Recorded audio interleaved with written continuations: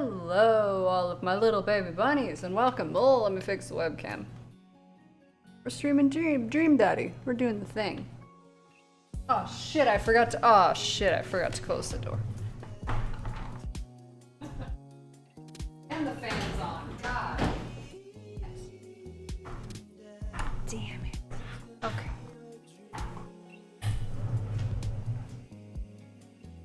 Okay. Let's do the thing.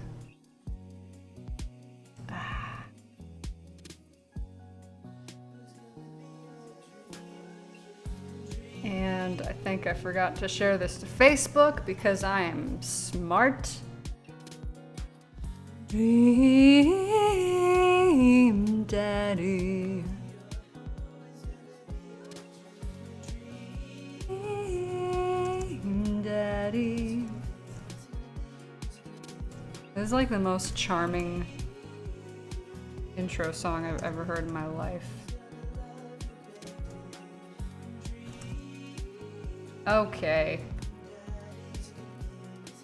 I did it. I did it. Don't eat too close to your bedtime. I do that all the time. It's probably not healthy. Oh, lordy Lou. Okay. Oh, let's have a drink. Joe, hi! Yeah, shit dads. Is that what they are? Are they shit dads or are they just dads? Yes, it is a dad dating game. How are you doing, Joe? What's up?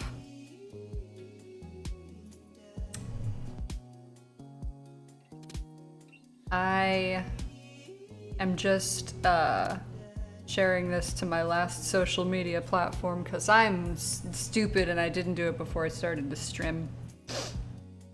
You know what? I'm gonna share this to my personal thing. And I'm gonna share it to everybody except for you're delicate? Oh, decent. Oh, yay! Well, that works out perfectly, doesn't it? Friends except family, because I don't think they're gonna be down for it. Yeah, let's... Friends except family. What kind of stew? Tell me about it, friend.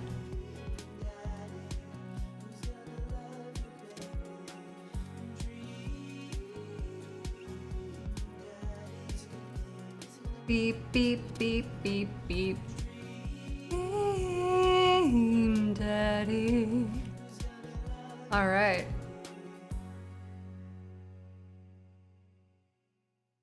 Okay, BRB. God. Bullshit. It's okay to cry if you're feeling sad.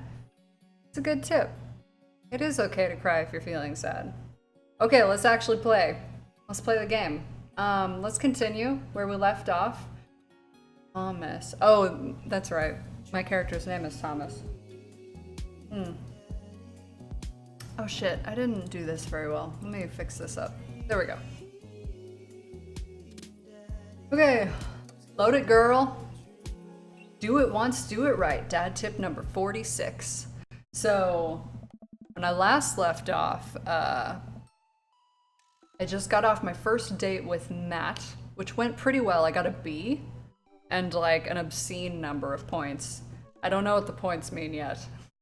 We'll figure that out as we go. Okay, let me get one more of this wine. This is really good wine. Okay. While I'm doing my afternoon word jumbles, I hear the mail truck pull through the cul-de-sac. I wonder if we got any coupons today. Oh my god, I'm such a dad. The nice mail person slides a couple letters and a large yellow envelope through the slot. It takes a couple of tries for them to get it in. Oh. Hey, my coupons! I take a closer look at the large yellow envelope. It's not coupons.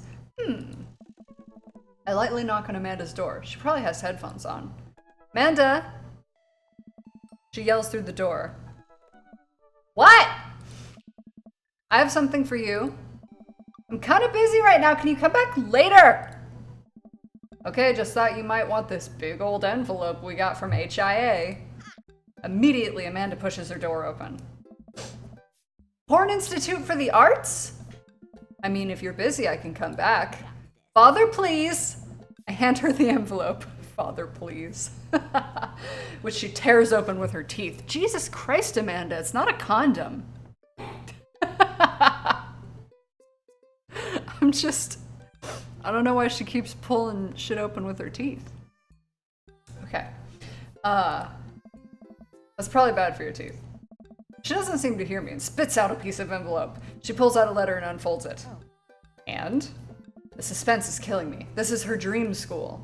Amanda's face is unreadable. I can't believe this. Oh, honey, it's okay if you didn't. I got in! Oh! I got in! Amanda tosses the letter aside and gives me a big hug. Congrats, sweetie, that's amazing. I'm so proud of you. She pulls away and looks at the letter again. Oh my god, I really can't believe I got in. Chicken soup with onion, celery, tomato, carrots, and eggplant. Dude, that sounds great. Oh yeah, some fucking herbs. You put herbs all up in that, you spice it up. That sounds good. Noodles and Parmesan? Bro, that's Flavor City. Ugh. Okay. Oh my god, I can't believe I got in. Well, of course you got in. You're a great student and nailed the interview, and your photography is incredible. Oh. Wait, Dad? I know this one's really expensive, and it's so far away. Oh, dude, you know it. I think for a moment. HIA was one of the more expensive schools that Amanda applied to, but I knew she'd had her heart set on it for the longest time. It'll be tough, but we're gonna make it work. Really? Of course. Amanda hugs me again. Thanks, Dad. Okay, sweetie, we're celebrating tonight. Dinner, your choice, whatever you want. Wherever? Amanda and I walk along the bayside, tearing into our foil-wrapped burritos from a nearby food truck. You could have chosen anywhere in Maple Bay. Cost was not a determining factor. Please, Dad, you know I'm a simple gal. Just give me a Rita with a view. Wow. Yeah. Sorry, Adam, I'm not part of this, but like, Rito? Yeah. No, that's exactly, I had to read it. It was there. I can't say I'm mad. Amanda and I sit on the patch of grass and watch ships sail lazily through the bay. And the dorms are right near a bunch of cafes where there's all these galleries nearby and there's a discount if you bring your student ID and... Amanda, slow down. You're gonna choke on your burrito. I know, I'm just excited. Did I mention that students get their own studio space once they're seniors and we all get the professional photo editing software for free? It's nice to see Amanda so enthusiastic about HIA, but I wish she wouldn't do it between bites of her burrito. I thought I taught her to chew with her mouth closed. God, I'm such a dad. I wonder who my roommate's gonna be. You take a survey online and they match you with someone with a similar major and interests. I bet we're gonna be best friends. Greg and I were. A good roommate can be a lifelong friend, excuse me. But don't even get me started on bad roommates. Oh no. I'm just kidding. We didn't have a bad roommate. Our only other roommate was a puppy that Craig brought home one night. We spent a semester fabricating a story about our new foreign exchange student who had a really bad cough that sounded exactly like a dog's bark. Carl ruled. Joe, tell me about your bad roommates, because I never had the college experience of having a roommate. Ooh, they let you have animals in the dorms if you get a note saying you need one. I bet I could forge one. I think I'd get a rabbit, or maybe a snake, or maybe both. Would the snake eat a rabbit, though? Oh boy. I think I'll leave all that up to you. She's so excited. I don't want to disappoint her, but I need to be real for a second. So, you know I had that talk with Mr. Vega. He didn't tell you about the dumpster fire, did he? What? No? I don't want to put a damper on the good news, but I need you to knock it out of the park these last few months of school, okay? If you really want to go to Horns, we need that scholarship money. I know you can do it. Okay. I promise I'll try harder. Oh, she looks like she's, about to cry. Poor girl. I pat her on the back. Think you can handle a 14-hour drive to come home for the holidays? There's gonna be some treacherous ice roads to cross. Don't even get me started on the paranormal occurrences. Well, it'll be worth it if I get to see you. You had one, mad at you for leaving a frying pan. on the stove for one day, said you were a shitty roommate. A few days later, I wake up and he's left unfinished fish in aluminum foil on the counter. That's some passive aggressivism. Wow. That's silly. That's really silly. Like, I don't know. I would have trouble living with anybody that's not my husband, so like... Hello. Hi. Hi. Hi. Because I've only broken wild... Wow, that's crazy. Because I've only really ever had one roommate. And she was my best friend from high school, like junior high and high school, so I knew her very well. But that doesn't necessarily mean that you're gonna do well when you live together. We're opposite in that I need alone time. I need time to recharge. I need time for people to not talk to me. And she would constantly like knock on my door and open it and talk to me when I'm like, the door's closed for a reason. It means don't bother me. Like, it didn't work out super well. I still love her to death. We just weren't super compatible as roommates. My eyes immediately well up with tears. Oh, Dad, don't cry. Sorry, I'm just very, very proud of you. You're all grown up now and you're such a good person. And I hope you know how important you are to me. Dad, stop. You're gonna make me cry too. It's too late, honey. It's happening. Dad, I can't get tears in my burrito. It's gonna make it taste sad. I pull Amanda in for a hug and a kiss on the forehead. Love you, kiddo. Love you too, Pops. Aw, Laserdisc is clearly the superior digital video format. You got dads. Okay, so I gotta pick somebody to go on a date with. I've already gone on a date with Matt. I'm actually pretty interested in Robert. Maybe Joseph. Joseph is interesting. I didn't initially think I'd be interested in him, but he's got an interesting story. I just know he does. You think Robert? I've already slept with Robert, so like the potential for awkwardness is high. Damien's pretty cool.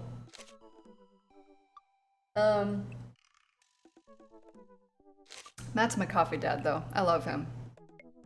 I'm gonna do Robert. Okay, Robert Small. Yeah. When the internet gains sentience and decides to destroy us all, you'll know it'll use this information against us, right? On a Friday night, you're most likely to make a deal in an alleyway, have it go badly. Who's the cop? Was it a Oh, I trusted Wow. If you had one thing to take with you onto a desert island, what would it be? Gun. What are your turn-ons? Don't talk to me. What did you want to be when you grew up? Grifter. What's your favorite movie genre? Italian neo-realism. What's your ideal date? Grave robbing. What do you never leave home without? At least 4 knives. I spend a lot of time thinking about if you ever really look into a rabid animal's eyes. Yeah, Robert's like... He's like exactly the kind of attractive that I wish I didn't find attractive. Alright, let's message him. Eat a balanced meal every day that includes vegetables, fruit, and proteins. Dad tip number 82. Yeah, I'll go with that. I already took Matt on a date. I'm just gonna see what my options are. Matt's my coffee dad. That is like, this game is effect. That's the douchiest thing you've ever said. I'm just gonna check my options. Yeah. Okay, Robert was pretty nice. A little odd, but nice, and ruggedly handsome. We should hang out. I type out a message to him on Dadbook. Hey Robert, good seeing you again at the cookout. Wanna grab a drink? I sit there for a couple seconds, hoping he'll message me back. Hey, it says that he read my message. And he never answers. Oh my gosh, I anxiously wait for a response. I can watch cat videos on the internet. Let's do that. I start down a rabbit hole of cat videos and Robert quickly vanishes from my mind. I didn't realize how long I've been doing this, but by the time I watch maybe my 30th cat video, Robert pops back into my head. I jump back over to Dadbook to see if he responded yet. Nothing. Well, I guess the guy's busy. I might as well make the best of my day. Damn. Okay. I get up, walk to the living room, and sit down and turn on the TV. History Channel, Food Channel, or Game Show? Oh, the Food Channel is always a good one. Let's do the Food Channel. Ooh, Meat Hell is on. Yeah, well, he was so like, we got along so well when we met up at the bar the other night, and we banged. Like, come on. I thought it would go better than that. You have 10 minutes to cook a 5-course meal that must include these ingredients: steak, lemon meringue pie, paper clips, and a hammer. If you are unable to finish cooking, or if any of these ingredients are absent from the dish, we will release the wolves. Oh my god. I'm not kidding. Please help us. I lose several hours to whatever the hell that was. Sighing, I get up and walk around the house. My stomach grumbles. Time for lunch, huh? Well, I guess it's time for the old Chef Hardish to cook a gourmet delicacy. Walk over to the refrigerator and open the door. Make sandwich. Microwave eggs? Ew! Okay, enjoy poking your stew. I'll make a sandwich. I make a sandwich in its entirety while standing there. Who needs plates? The Standwich, a lost art. I admire my work for a second before I clumsily drop, damn it, the entire thing on the floor. No! I look around and remember that Amanda's not home. Is this still good? 5-second rule, right? I reassemble my sandwich, peeling pickles off the floor and putting them back where they belong, in my mouth. Wait, I'm a wreck. I finish my snack and walk around the house some more. Bored. When's Amanda coming home? Oh, I just remembered something. When we were packing up the old house, we found an old basketball hoop that would hang off of a door. It would really bring the living room together. I wonder where I put that. I spend a couple minutes poking around the new place until I find it. After installing it above one of the doors in the living room, I am ready to dunk. What? Balls deep, right? Come on and slam! I take a leap from the free throw line and rocket the sucker down the net. The crowd goes wild. And welcome to the jam. I pull up from the three-point line, breaking ankles and sinking a fadeaway. And I forgot the rest of the words to this song. No look behind the back hook shot. Everyone's on their feet. Something, something, Space Jam! I managed to just barely defeat myself at horse before Amanda comes home. Then we cook dinner together. We're proud of ourselves for not even coming close to burning down the house. Afterward, Amanda and I dig into a carton of ice cream over an episode of Chopped Toddler Tournament. What you have in front of you is a molecularly deconstructed sweet potato with brown sugar demi-glaze with creme fraiche, of course. This is literally a jar of baby food. The toddler immediately bursts into tears. Are we bad people for watching this? Yes. After a few more episodes, Amanda goes to bed. I check the computer one last time. Still nothing from Robert. But it says he read my message. Is he ignoring me? Eventually, I climb into bed to get some rest, but I just can't stop wondering why Robert won't message me back. Don't use metal utensils on non-stick frying pans. Date complete. Silence is high. Rank C. Aw. Okay, so angry about weather is low. Dad snark is medium. Whiskey is over medium. Crime is low. Silence is high. And Mary is greater than half. What does Mary have to do with this? Aw.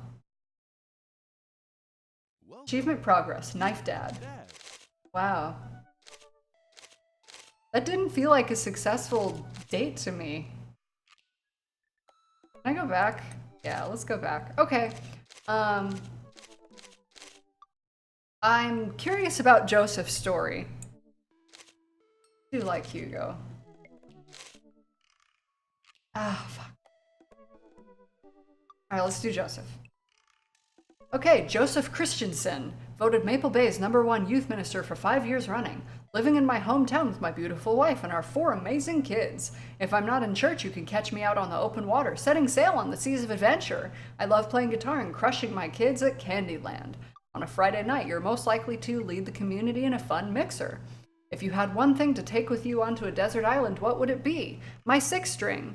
What are your turn-ons? My loving wife. Wow, there is something going on here. What did you want to be when you grew up? Ship captain. What's your favorite movie genre? Feel-good movies. What's your ideal date? Lovely night on the town with my wife. What do you never leave home without? The good book. I spend a lot of time thinking about how I can be a better man, husband, and father. Dude. You are gonna have your world turned upside fucking down. I'm gonna send him a message. Don't use metal. Yeah, I have dad tip number 9. I already read that one. His family's a little weird, but Joseph seems cool. I should take him up on his offer to hang out. Wait, how do I hang out with a priest? I don't go to church. Should I be Jesus-y? I imagine Joseph's family staring at me as I fumble through some sort of prayer attempt. Maybe not too Jesus-y. A light smattering of Jesus. Will he want me to pray? Is he going to pray at me? Do I have to pray at him? Talking to Joseph, huh? Gah! Amanda, how many times have I told you not to sneak up on me like that? I selectively ignore it every time you do, Pops. Oh, hello, Dr. Shamim. Dr. Shamim. I'm not sure if that's how I'm supposed to say it. Please correct me if I'm wrong. But how are you? You are in your... Oh no, you're not in your boxers. I was like, are you in your boxers? What are you looking at, babe? The name. This. Shmoom! Shmoom! Can I just call you Shmoom from now on? Is that okay? Amanda looks over my shoulder at the screen. Joseph can't read your mind, you know. If you want to talk, just message him. But I've never been friends with a priest before. What do I talk about? My favorite Bible passages? Ice cream socials? Khakis? First of all, he's youth minister with a tattoo, not a priest. There's a difference? Sorry. Oh, are you getting chips? Yeah. Yeah. No, I'm getting more chips. Oh my god. Oh, you already had chips. Okay. And I'm getting more wine. Cool. And I'm getting my chocolate. I don't need more wine yet. You're overthinking it, Dad. Listen, just put it like this. Hello, neighbor. Thanks again for the invite to the barbecue. I'd love to hang out with you soon if you're not too busy. Okay, calling you Shmoom is totally okay. Because I like the idea of calling you Shmoom. Jesus. Is this a smorgasbord? Good God, Lord. Okay. You didn't, I don't know if you could see, but he also had like a chocolate thing nestled in his hand. Wait. Yeah? Oh, is it?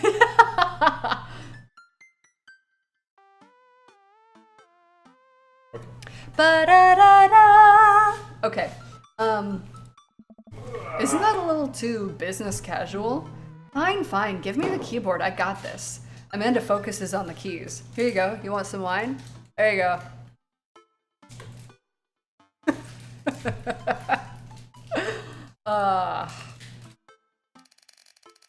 Hi, Joseph. It was great meeting you and your family. I'm still new around here, so if you'd like, I'd love to hang out and get to know you. See ya. Smiley face. The smiley is a nice touch. Almost immediately, I receive a response. What did he say? Oh wait, what was your voice for Joseph? It was like really goofy. I think it was like... Hi, Thomas. Oh no. Wasn't it like childlike? Hello. Hi, Thomas. If you're not doing anything in a bit, the kids and I are baking treats for the church bake sale today, and we'd love to have you over. It'll be a blast, so let me know. Joseph. Welcome back, Joe. How's your noodle chicken herb vegetable soup treating you? Is it tasty spicy yet? Huh, that wasn't too bad. He uses a lot of exclamation points. I'm more concerned about him signing his name with a tilde. Yeah, for real. You done tweeted a pic? Oh fuck, you did. Oh dude. Let me show you guys this pic. Shmoom, I'm gonna show you this fucking pic. Oh dude, Stu is a cookin'. You know what's really fun about that? What? Pick is a Norwegian. Okay, Joe. Joe, we have the fucking same stove. Anyways, that's the pic. It looks pretty good, man. I'd probably throw that in my mouth.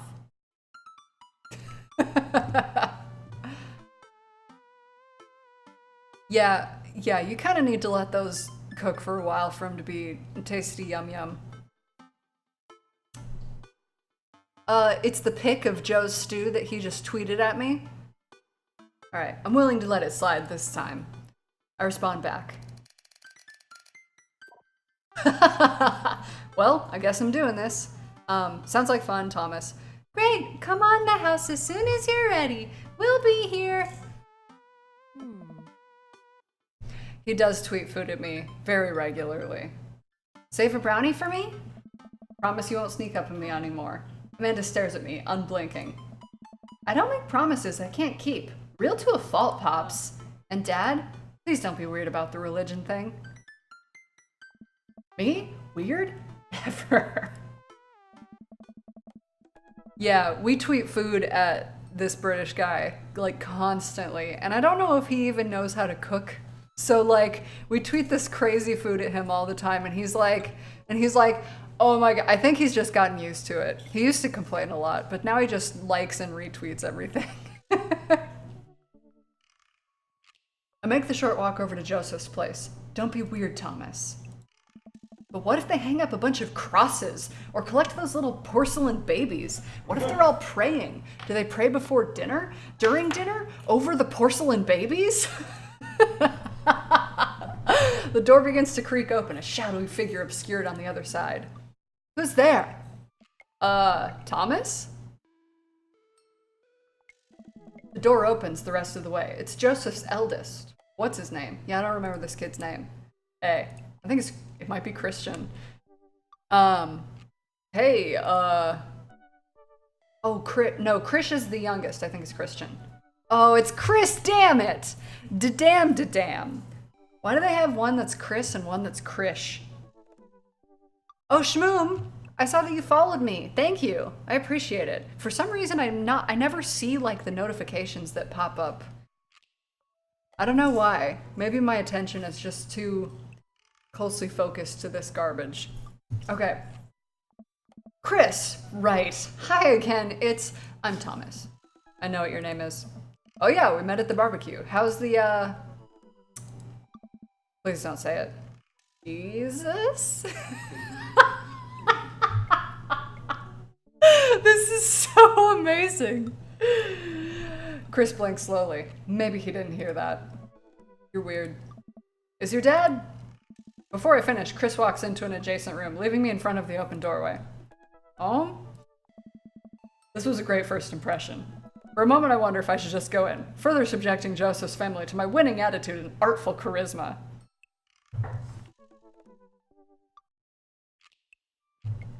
Aw, Joe.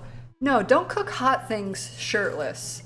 This is like a rule of thumb. Don't do that. Like, you can cook other things shirtless or in the nude if you prefer, but not hot things. Because then you'll just burn your parts. It's no good. You shouldn't do it. Mercifully, Joseph peeks his head around the corner. That's a typo. Oh. Who does Joseph's voice?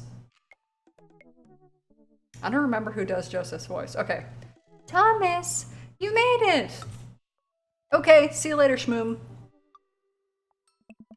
Joseph approaches with his arms wide, like Jesus on the cross. Oh my gosh. Wow. I'm so glad you could come by. Are you ready to bake? Are we talking weed? Is this weed right now? I am not. As ready as I'll ever be. That's the kind of semi-confidence I like to see in a baking assistant. Come on in. Joseph leads me into a bright, spacious home full of nautical knickknacks. This isn't what I imagined at all. It's actually pretty charming. I believe you've met Chris, who left you outside. Chris? Are you going to apologize? Dude, he's fit as shit. Like, look at this. He's got like arms and everything. Damn. Yeah, do you think so?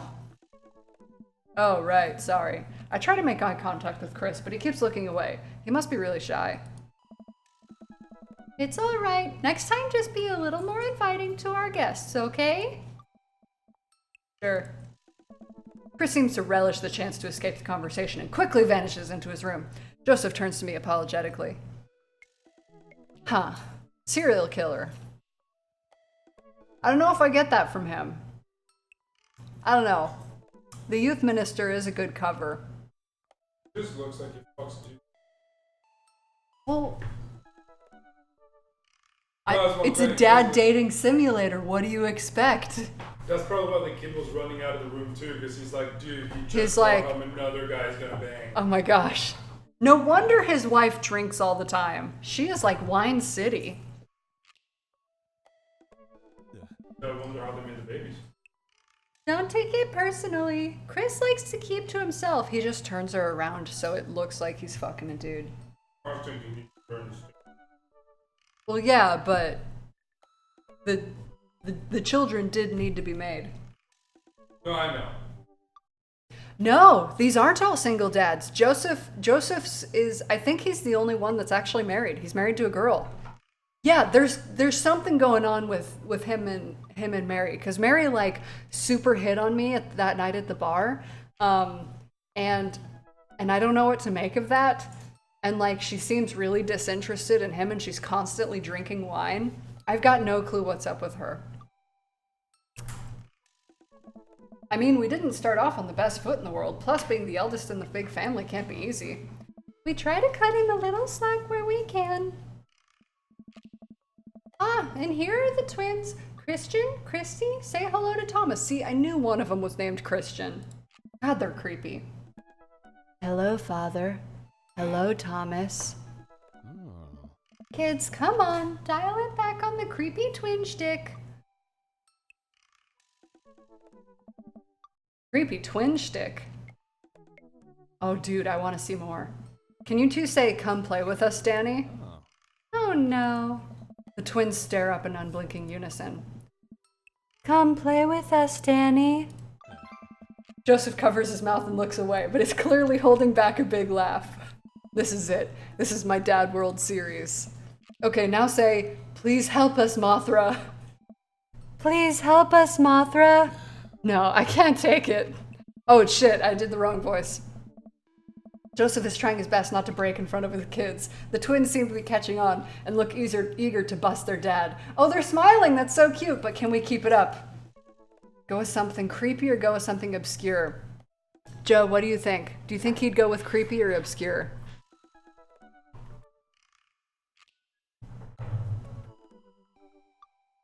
I love that they're now smiling. They're way less creepy when they're smiling.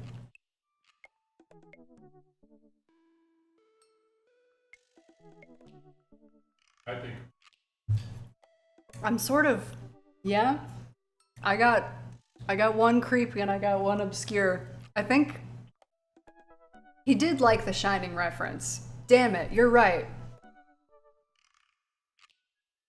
Yeah, we'll go creepy. Sorry, babe. Okay, you can't go over. Now say, they all float down here. Ooh, that is creepy! They all float down here, Father. Joseph can't take it anymore, despite his quiet protestations. He's laughing pretty hard into his hand, and the kids giggle with him.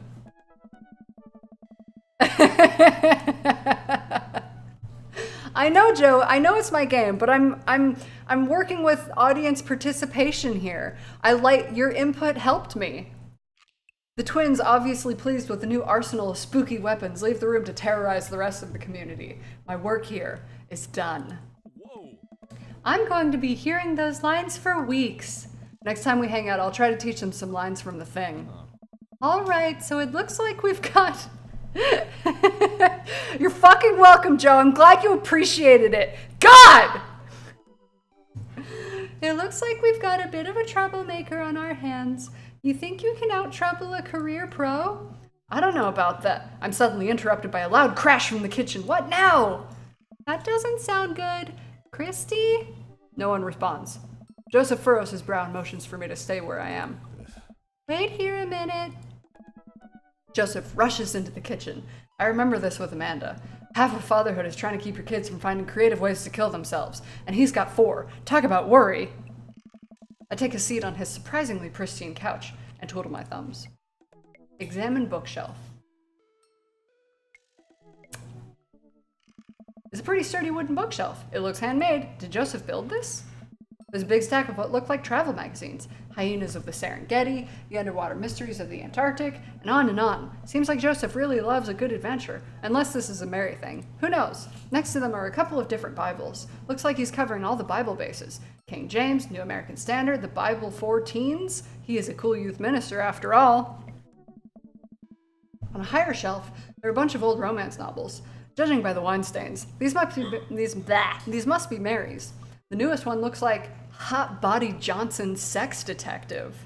The 8th installment in... Wait, this is a series? Examine the coffee table. There's a couple cool knickknacks on the coffee table in front of me. Hey, a cross. Hey, another cross. This one looks a little different. And a third cross. Unified design aesthetic. Smart choices. There's also a brass thing here. Looks like something a sailor would use to navigate with. I think they're called sextants. Oh yeah. Heh, sex. Well, you have this many kids and things are bound to end up on the floor no matter how hard you try to keep it clean. I spot a terrifying cloth doll that appears to have had both arms pulled off several times. It's been stitched back together a lot. The tag says C+C, of course. I set that down and spot a houseplant. Hey, little guy. Keep being you, tiny houseplant. I spot one last thing on the floor next to the houseplant. It's a silver necklace. Wow, this looks expensive for something casually tossed on the floor. If there's a story here, it's none of my business. It's been a while. I guess I should go into the kitchen and see what's up. Hi, instant replay dad. Or Nick. I could just call you... Gosh, there's no good way to say... There's no good way to say Nick with a dad in it. Nick Nun Dad. There, did it.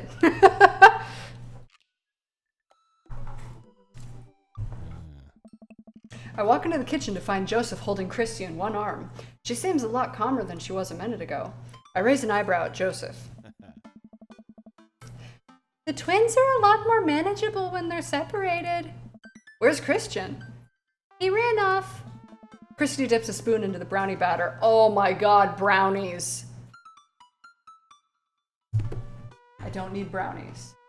The thought of them made me very excited. Okay. And gives it a taste. Dad, it's too sweet. You're too sweet. Oh god, barf. No, I'm not. You're so sweet, we might have to water you down. With spiders, what the fuck? No, not spiders. Joseph begins tickling Christy with his free hand. Between the laughing and squirming, I don't know how he's got a hold of her, but the girl is locked in place. The man is a professional child wrangler. Yeah, I've got no clue what's going on with his wife. Like, I'm so interested. I want to know so badly what's happening with Joseph and his wife. Why is he a part of the dad dating game?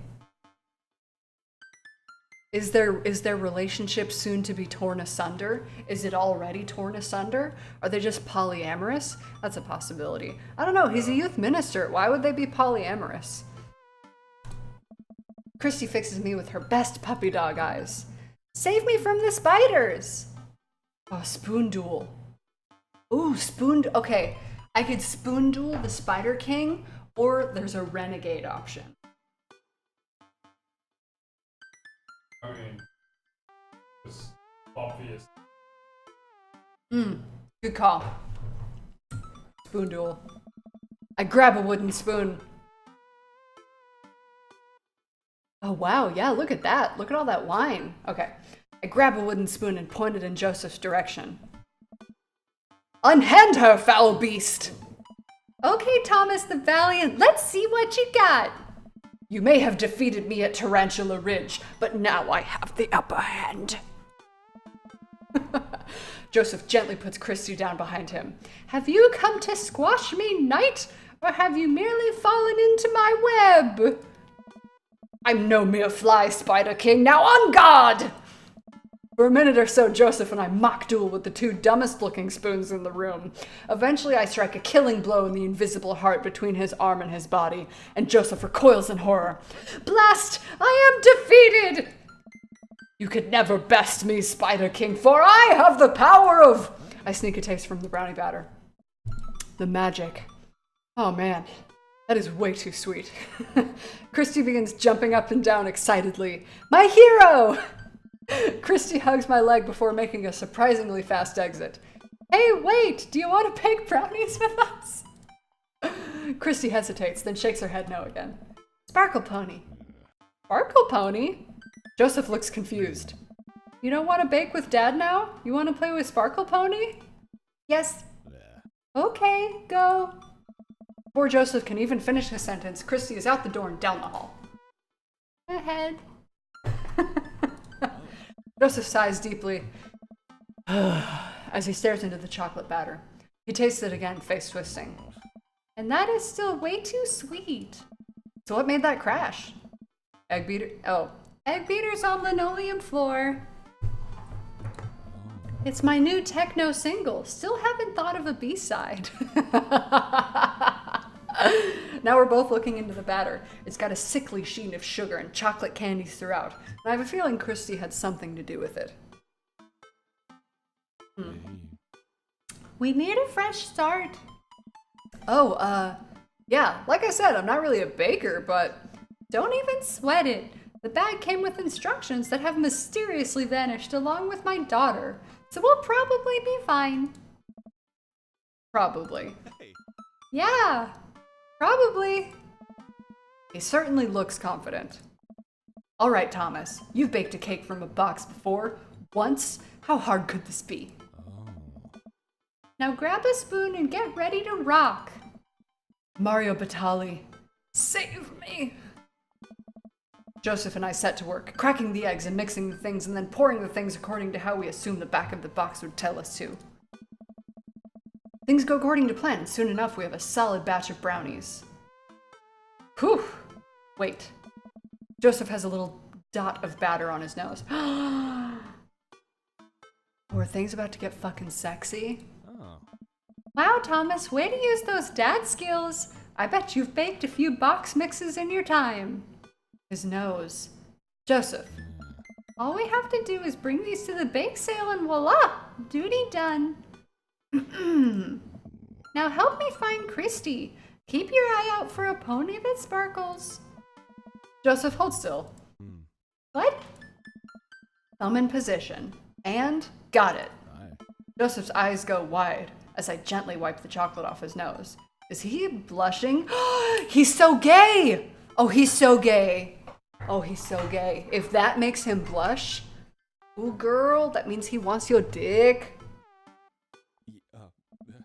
Oh, thanks. No problem. In less than a second. We made him ugly. Yeah, I know. We were trying so hard. We were trying so hard to make him look like Tom Hardy. It didn't work. Like a dick. It didn't work. He looks like some guy who's like, he looks like the kind of guy that will wear like an ink plug to work and then be upset about the fact that it's Yeah, like really the only good thing about him is the scar in his eyebrow. Senate rejects plan to repeal Obamacare without replacement. Really? Yep. Like again? No, so they reject the repeal and replace. Yeah. Yesterday. Yeah. And now they just rejected repeal. No replace. Wow. Okay. 45 to 55. So the last one is going to be the skinny repeal. The skinny, yeah. Awesome. Yeah, that's great. Okay. No, you're right. He might be bi. Yeah, well, most of the dads do seem pretty man-hungry. Like, that's been fair so far. I just got so surprised that the youth minister who is married, would be like, I don't know, that interested. In less than a second, I've licked the batter off my finger. Oh, right from his nose? Dude, that is Flirt City. It's really good batter. Look at it. He's got a little sweat drop on his face. We should find Christy. Yes, yes, we should do that. Thomas. Joseph quickly composes himself. All right, she can't be far. You take the Delta position and I'll watch your 6. We even know what that means. Alpha Tango Sparkle, Roger, Roger. Joseph starts making his way down the hall and calls back to me. Take the brownies and the rest of the stuff I baked earlier today while I get Christy. We'll meet you out by the car. Was it? I don't even remember what I did. Joseph, Christy, and I arrive at the church parking lot to find fold-out tables and pop-up tents already set up. Looks like the bake sale is already in full swing. Wow, this place is packed. Is this packed? There are a few people milling around. Must be a value pack. If you can count a city's population on your fingers and toes, this counts as packed. Point. Christy rockets out of the car and into the lot. Is she running on jet fuel? I want to sell brownies. Oh, Jesus, I just gave her Joseph's voice. Okay, let's get set up. I want to see Mom. She's down by the other row of tables helping out with another group. Want to go over there and tell her I said hi? Mom! Christy zips off immediately. Joseph seems unconcerned. Does she always run that fast? Yeah, and I can only catch her half the time. These knees aren't what they used to be. I remember when Amanda was her age. I couldn't get her to sit still for 5 seconds. Yep, great age to deal with. While Christy's gone, Joseph and I arrange all our baked goods on the table and settle in. So, are we allowed to eat any of our own goods? Look, if I don't see nothing, I don't say nothing. The man upstairs has strong feelings about snitches. Does he actually? Joseph shrugs. He eats a brownie. It looks like some of the other stalls are selling drinks, little handmade crafts, and other sweets. Whoa, someone brought a soft serve ice cream machine. I gesture to it. How are we supposed to compete with that? Oh. Please, this isn't my first time to the rodeo. The bake sale rodeo. Oh. There's actually no rodeo here. It's just a bake sale. I think you and I put together can make one pretty convincing argument for these brownies. Don't you? We'll sneak another brownie to ease your fear of public interaction. That seems fair. Yeah. I reach for another brownie to stress eat my worries away. Joseph smacks my hand before I can grab it. Oh no, I made him angry! Oh no. Oh no. Oh, that's right. Joseph's... That would have been something Matt would have thought was funny. Not Joseph. Damn it. Okay. Focus, Thomas. It's not long before we have... Matt! My love! Before we have our first customers. Hey, dude! Hiya! Matt, Carmencita, great to see you guys out here. Happy to support a good cause. Plus, you know the owner and proprietor of the Coffee Spoon, an establishment that specializes in baked goods. I have to scope out the competition. What? Isn't he, though? He's so fucking hot. He's, like, perfect. Oh. Okay, Joseph leans close to me. This guy knows his stuff. Stay on your toes. So, what recipe did you use for those brownies? Don't say you used a boxed recipe. Don't say you used a boxed recipe. We did improvise. That's not a lie. I just let the baking spirit move through me, you know? A little bit of flour here, a pinch of salt there. It's sort of like interpretive dance, but with cooking. Interpretive cooking, yes! Okay, so I've gotten 2 hearts from Joseph on this date so far, but 1 bad. So we might be in like the B area. You can never make the same thing twice. Every batch is special. There will never be another batch of brownies with the exact flavor sensation that these have right here. It's a once-in-a-lifetime opportunity, Matt. All right, we'll take 2. Actually, we'll take 3. I ring them up and high-five Joseph as our happy customers walk away. Oh, gosh. Well, they already all live in the same cul-de-sac on the street. Like, they're all within walking distance of each other. It's basically a commune already. Oh. See? Not so hard. Yeah, I'm hot off the good feelings from the last sale. Who's next? We sell brownies to a bunch of people I don't recognize, but who clearly know Joseph. Eventually, another familiar face pops up. Thomas! It's Brian. Close enough. Can we interest you two in any of our fine sweets and treats? You sure can. I bet I could eat 10 brownies. Must resist urge to be competitive. God, just let the man buy his brownies. So we'll put you down for 10? Ha! Better make it just 2. One for me and one for Daisy. Coming right up. You excited for youth group movie night, Daisy?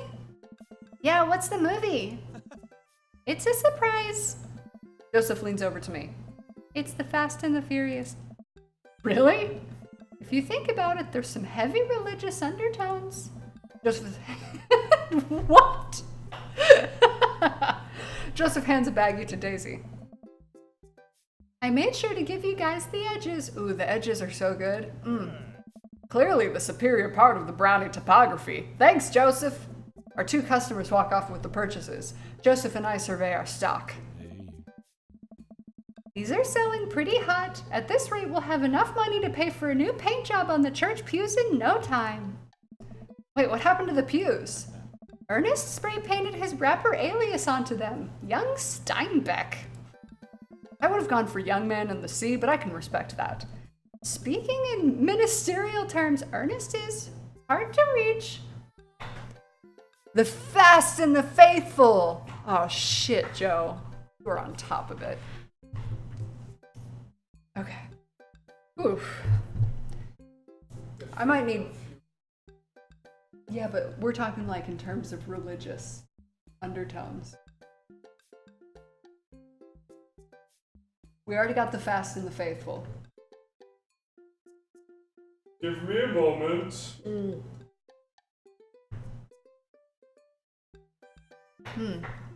It's really good wine.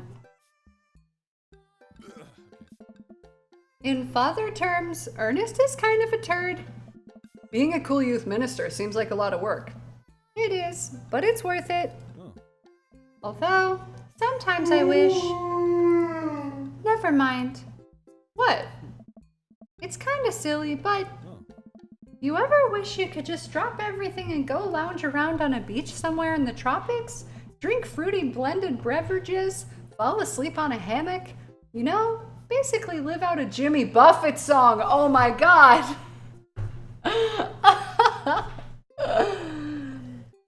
Wasted away again in Margaritaville.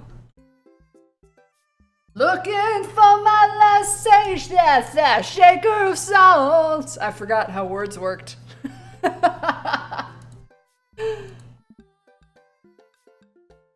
Yeah, he totally is. Like, everything he just said right there was super fucking gay.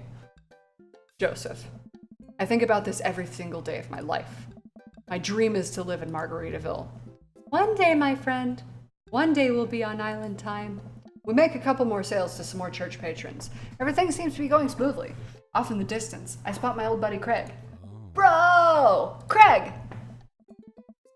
He's gonna be a hard sell. Craig's a fitness man. I think he comes to these bake sales to test himself. To see if he has the resolve to refuse processed sugar. Man, I don't. Look at me with this wine and the chocolate I'm gonna eat later. I had so much... And I ate my chocolate. If at any point you would be willing to go and fill up that bowl with chips for me, I would not say no. Sure.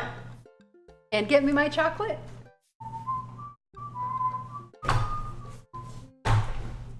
The lion sleeps tonight in the jungle, the mighty jungle. That song is so gay.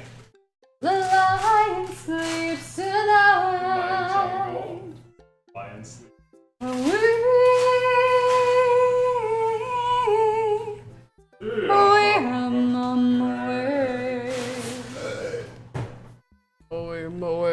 on the way. Yay, chips! These are mine. Yay. Wow, that's a huge bowl of chips. Fill it up. I do, you know what? You're right. Thank you, baby. You don't, okay, you don't have to show everybody everything I'm eating. No? No. I'm just gonna show. Okay, that sounds like a plan. Are you sure you're ready for this? Baby, what are you doing? Is that like, what was that, cornmeal? Yep. He literally just brought over cornmeal. I said I'm gonna show them everything we have in the cupboard. And then you said, okay, that's a plan, but I guess that was in the game. Is that in the game? You can see everything I'm eating as it goes in my mouth. Oh, bro. I know, right? These are good paprika chips. I know, right? These are really good. I know, right? Mmm. Makes me want to fuck.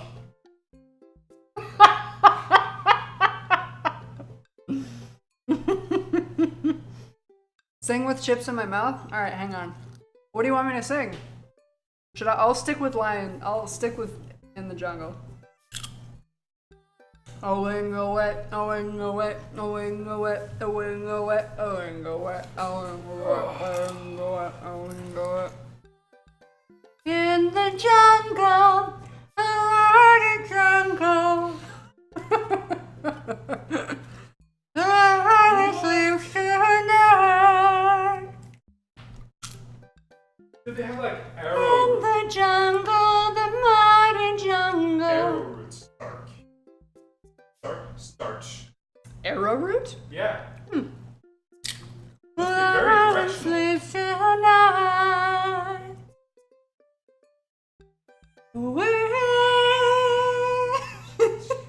What? Oh my god. Okay. Hi Andrew, how you doing? Hey Andrew, how are you doing?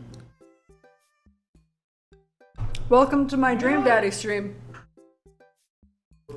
where I eat chips and sing The Lion Sleeps Tonight. Are you sure you're ready for this? I'm pretty good. I've had a glass of wine so far. I have a bowl of chips in front of me and some chocolate with hazelnut cream. I'm very happy. It's great so far. I'm having such a good time. We go way back. I got this. Craig jogged up to our table with Briar and Hazel in tow, reached finishing an ice cream cone. So it's unlikely we're gonna sell them on brownies too. Probably won't be able to sell it to the baby. She's impossible to read. It all comes down to Craig. Hey bros! Hi Uncle Joseph. Hi Amanda's dad. Would you be interested in one of our delicious homemade brownies? I don't know. Tempt him. Ooh, okay, so I think with him, I should probably go with nostalgia. Let's do that. Hey Craig, when we were freshmen, remember how our next door neighbors pranked us by switching out our laundry detergent with dish soap and how the washing machine exploded with suds? And then we decided to get back at them by breaking brownies but sprinkling high intensity hot sauce into the mix, and then we watched them cry after eating it? Ha! I would feel bad, but we had to clean the laundry room ourselves. Anyway, these brownies are like that but without the hot sauce. Maybe you should get one more, for old time's sake. Craig, thanks for a second. Well, the girls just want a game. You know what? We'll take one for each of us. Yes! Even River? I'll eat hers. Joseph just had fucking eggplant and splash emojis. It means he wants to fuck me. Dude, Reese's cups, how do you eat them? Do you eat them like room temperature or do you put them in the fridge first? Because fridge Reese's peanut butter cups, mwah, so fucking good. The big ones, the little ones don't have the same taste. Yeah, and I've heard that, excuse me, good God. And I've heard that it means that when they have that kind of emoji come out of them, it means they're like really sexually attracted to you. Oh man, you go all the way, Andrew. I like your style. I'll put him in the freezer too. You've got yourself a deal. The day winds down and we're pretty much out of items to sell. Everyone starts packing up. Christy eventually comes back and immediately falls asleep in Joseph's folding chair. Boxed mix, huh? Well, hello, Joseph's wife. Mary saunters up to us. She looks like she'd rather be anywhere but here. Oh, hi, honey. Yep, they're selling like hotcakes, which is, actually, they're just brownies.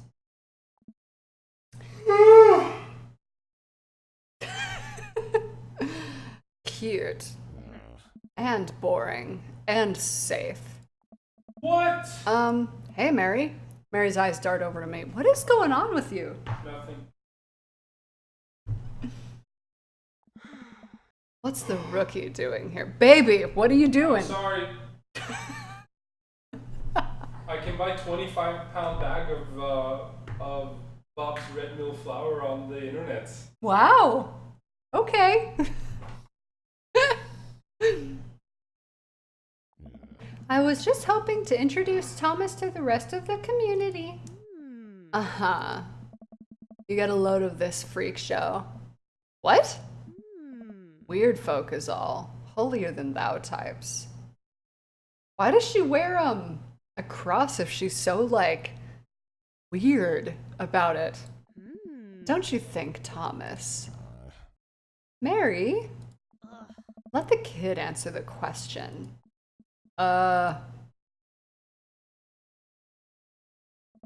They all seem like they're really excited to help out the church. That's pretty cool, I guess. Mary, can we talk about this later? Am I embarrassing you in front of your new friend? Joseph doesn't respond, trying his hardest to keep his cool. Can we please talk about this later? Oh my god. Sure thing, honey bear. Hey. Mary turns her attention to me. Hand over the cash. Jesus, I'm not trying to rob you. I'm in charge of the funds here. I hand over the cash we've made. It feels like a hefty wad, if I may say so myself. Thanks. Hey. Now give me your wallet. What? Give me your wallet. You think this church is gonna fix itself? Mary. I don't know if I've had the Reese's with cookie bits in it.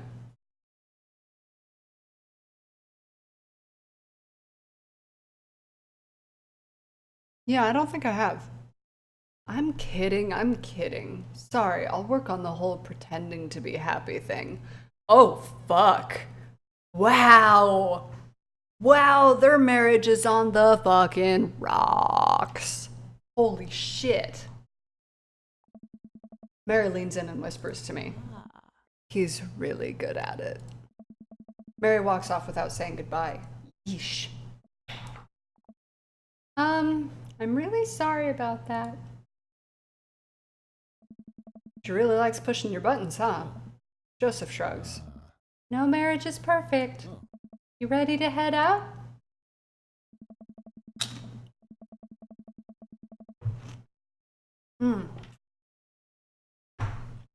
Man, these trips are so fucking great.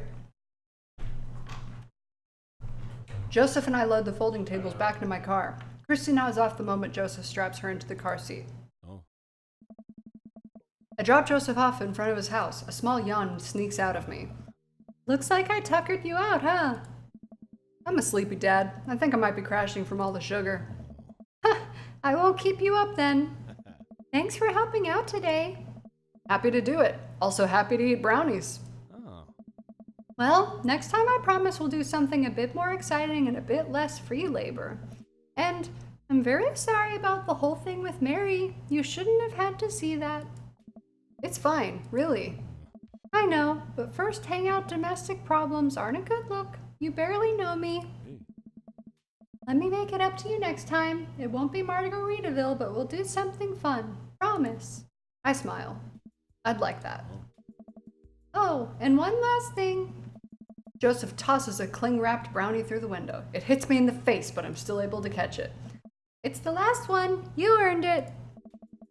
Joseph, please don't leave me alone with this brownie. Nope, too late. I'm already walking away. But, bye! Joseph walks up to his home. He waves at me before carrying Christy inside.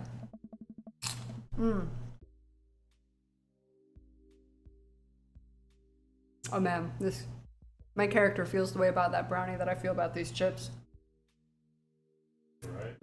These are super good. They're almost as good. Not quite, but they're close.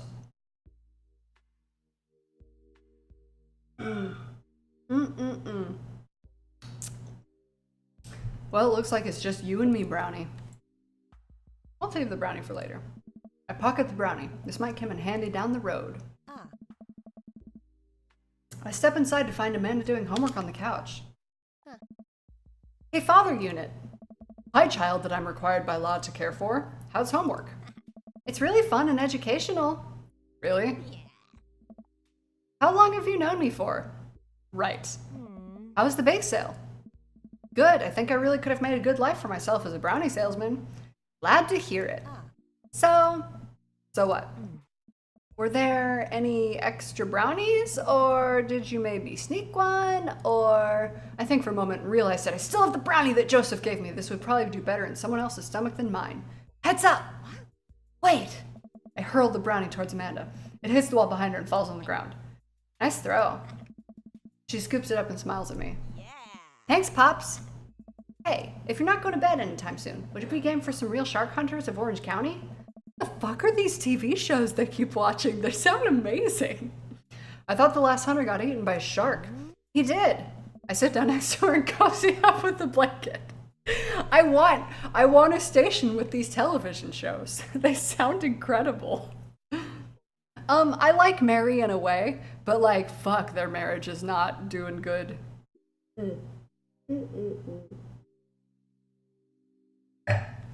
That is some tasty ass wine.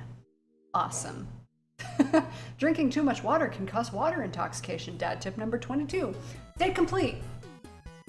Okay, how do we do? How do we do? Boop, boop, boop, boop, boop, boop, boop. I got an A! Oh, fuck. Fuck. They have organic amaranth. Organic amaranth? Yeah. That's the craziest shit I ever heard. You know, I've collected a lot of amaranth in Zelda Breath of the Wild. I'm just shocked that you can still buy it, honestly. If I get to $50, I get free shipping. Oh, I So see. I'm looking at So you're looking at flour? Yeah. Y'all, in case if you don't know, the Viking loves to bake. He just made some bread. Oh shit, let me show you this bread. I'll be right back.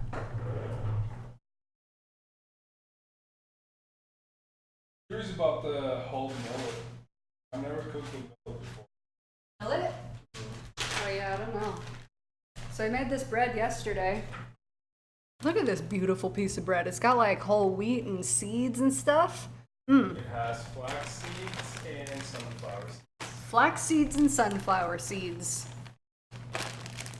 He's really good with the kind of baking that I'm bad at. Like all the bread related stuff where you have to like let it rise and knead it and do stuff with it. Like I'm not that good at that stuff. I'm great with dessert type things, but not bread.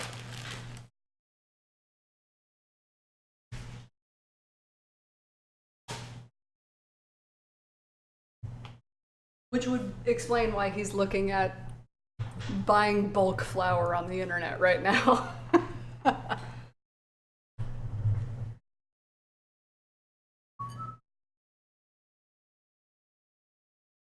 Yeah, we've almost stopped just buying store-bought bread because he just makes bread on his days off.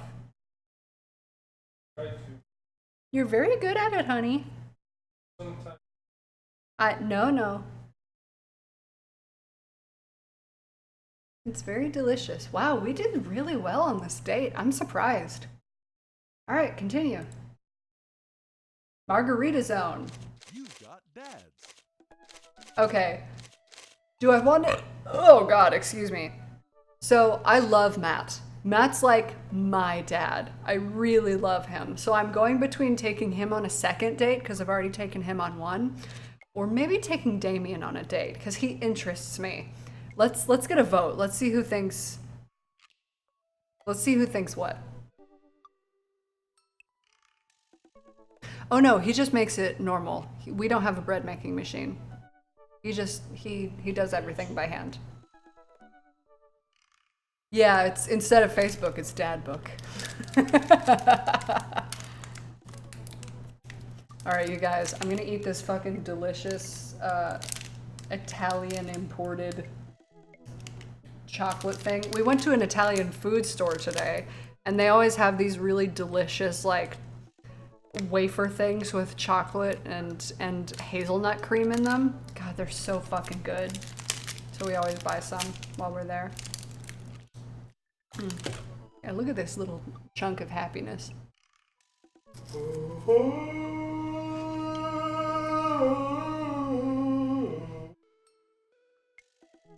All right, Joe says Damien. Andrew, what about you? And Nick, if you're still here, I want your vote too.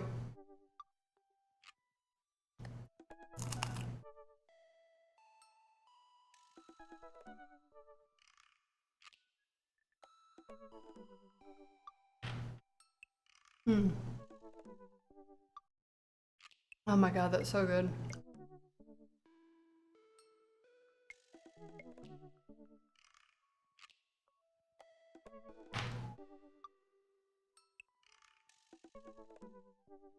See, Brian's not really my dad.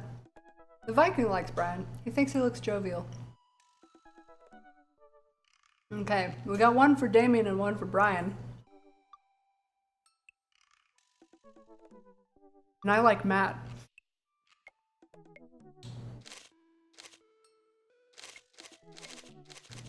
We're in a three-way tie, my friends. So, I don't think I'm gonna bother with Brian in this playthrough.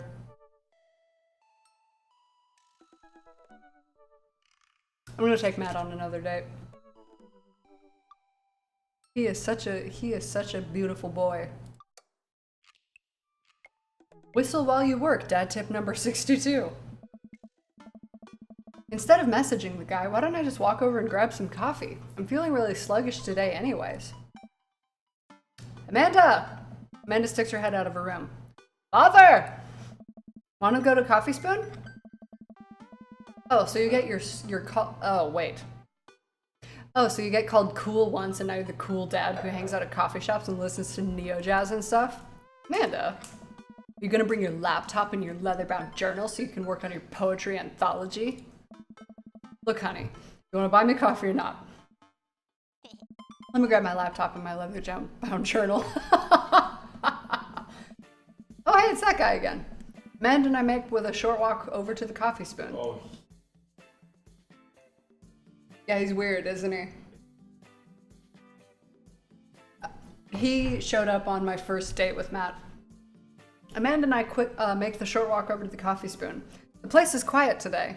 Just a few people hanging out and reading books in the cozy little nooks. I walk up to the counter and see a familiar pierced face.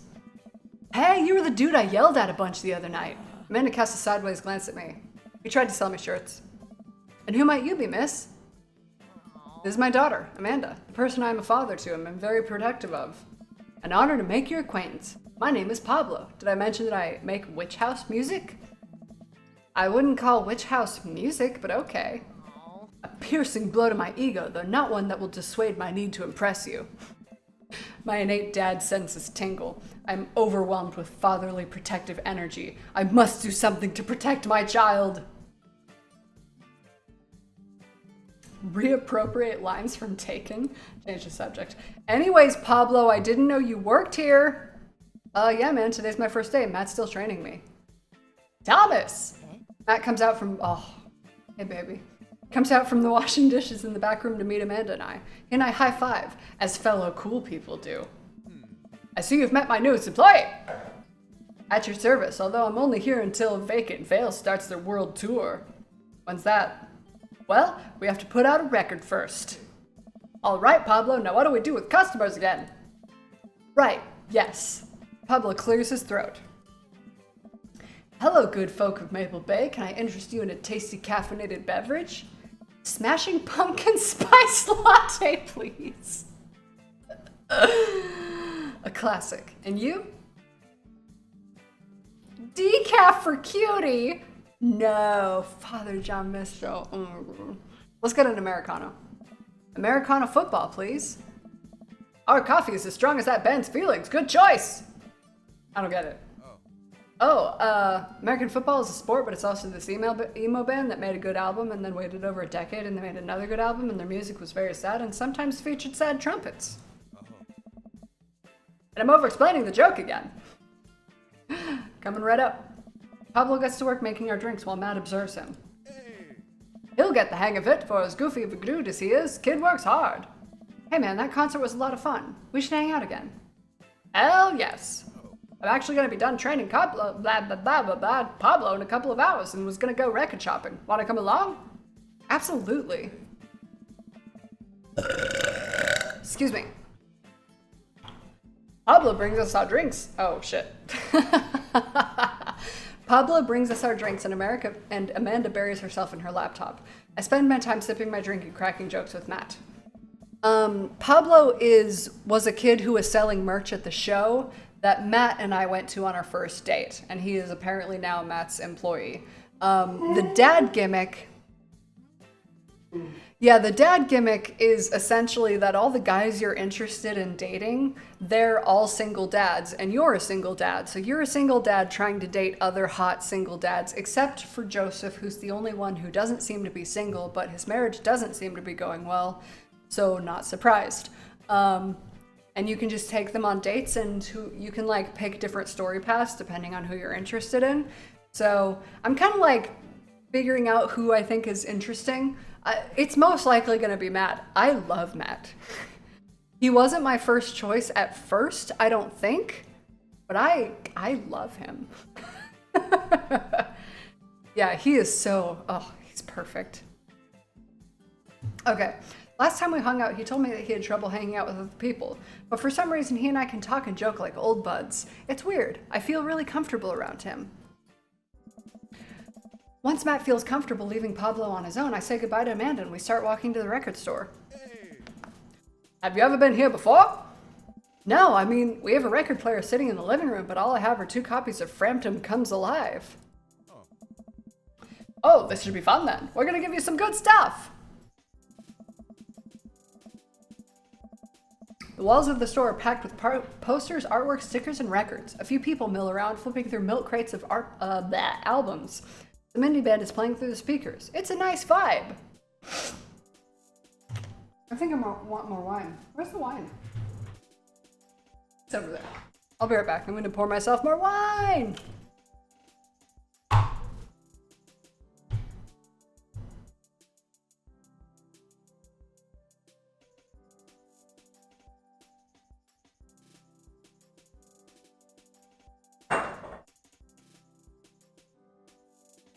I'll wait to buy flour.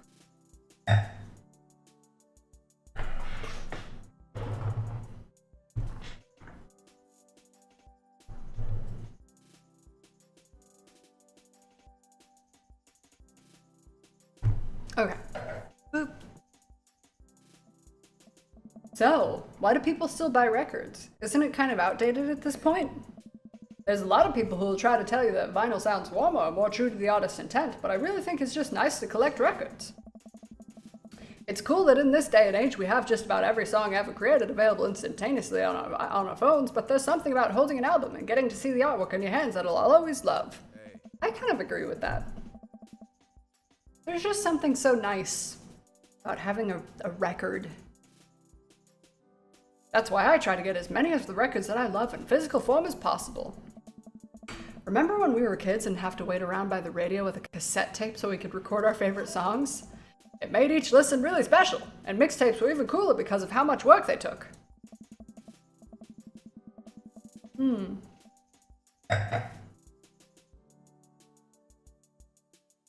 Now you just make a playlist. I think the last time someone gave me a real mixtape was in high school. Hey, dude. I look around the multi-level record store and spot some genres. Futurewave, jungle, anarcho-punk, nunsploitation. I have no idea where to even start. Dude, Matt is the best! Like, everything about him is great. He loves coffee, he's into music, he's super, like, humble, and, like, is kinda awkward, but in an adorable way. He's just he's wonderful. Look at how sweet his little face is. Man, this is a little overwhelming. Here, let me help you find something you might like. If you were a milkshake, what flavor would you be? Oh shit. Purple? Dude, cookies and cream is my jam. If you could only buy one type of candle scent for the rest of your life, what would it be? Oh. A summer breeze. What's your favorite ambient sound? Rain. What's your dream vacation spot? Beach. Okay, the closest options for that are living off the fat of the land in Ibiza and starting a new life in the Baltics. That one? Okay. What's the deepest, darkest fear?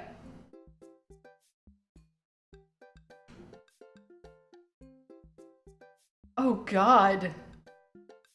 Oh God. Oh, this is heavy. I worry that people are nice to me only because they want something from me. I fear that I don't deserve happiness and won't ever get it. What if nobody exists but me and I fabricated this universe? Saying you too when the waiter tells you to enjoy your food. For me, it's the second one. I fear I don't deserve happiness and won't ever get it.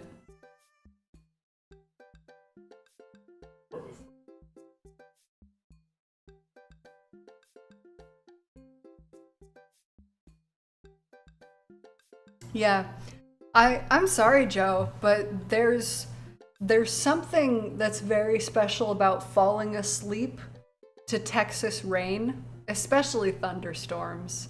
We've got the craziest fucking thunderstorms here, and they're so nice to fall asleep to. I love it. This one's me. Matt, thanks for a moment. Oh, I know just the thing! Matt runs to the other end of the store and returns holding a record behind his back. He shows it to me. This is Trouble Will Find Me, but the National! Ah, yes, good. Good. Good. Excuse me. The National have honed their sad guy sound on album after album, and by this point, they're old pros about feeling blue. The music is so amazing that it'll actually cheer you up. Man, Rain gets me. Rain gets me every time. If I ever had trouble sleeping, rain. Sound of rain. It's perfect. If like a lightning flash wakes me up and then I hear the thunder and I hear the rain, I just go, and I roll over and go back to sleep. Complaining about rain? Well, one of the options was the the Star Trek ambient sound, the bridge ambient sound, which is like that hum. But I don't like it's an okay ambient sound, but rain. Specifically rain on a tin roof, yeah. Or rain on a oh yeah. canvas. Yeah, that feels so good. It gets all humid and sticky, like in the best way. I actually like the National a lot. They're tasty. Oh, dude, thanks for the recommendation. You're gonna have a great time with it, promise.